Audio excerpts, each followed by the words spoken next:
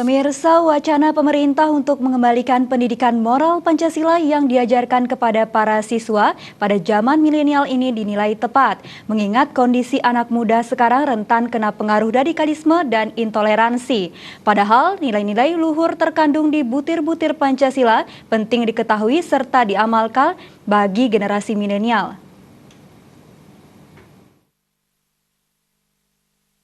Kementerian Pendidikan dan Kebudayaan RI berencana memunculkan kembali pelajaran pendidikan moral Pancasila (PMP). Saat ini PMP sedang dalam pengkajian dan perlu ada hal diperbarui dari pelajaran tersebut.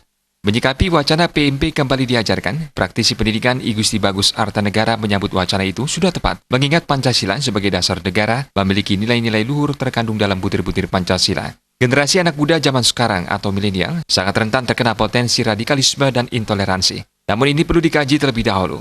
Generasi zaman dahulu berbeda dengan zaman sekarang. Model pembelajaran sekarang disesuaikan dengan penggunaan internet, medsos, dan platform digital sesuai karakter zaman milenial.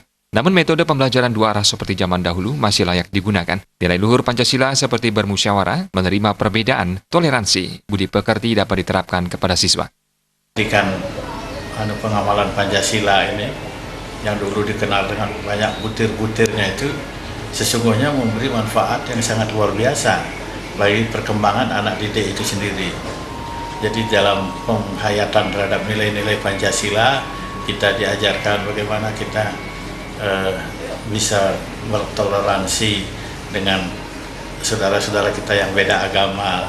Nah ini kan pendidikan nilai-nilai ini itu semua didapatkan di dalam pendidikan moral Pancasila itu. Di samping banyak sekali hal-hal yang sebetulnya mendapat kita manfaat dari kegiatan ini. Jadi karena itu saya sekali lagi berharap mudah-mudahan wacana ini bisa terrealisir dan kita semua akan bisa lebih menghayati nilai-nilai Pancasila di dalam rangka kita juga mempersatukan bangsa ini dalam satu wilayah NKRI.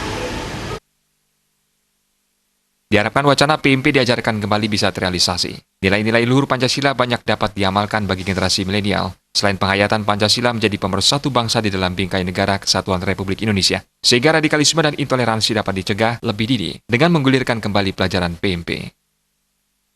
Winata Bali TV.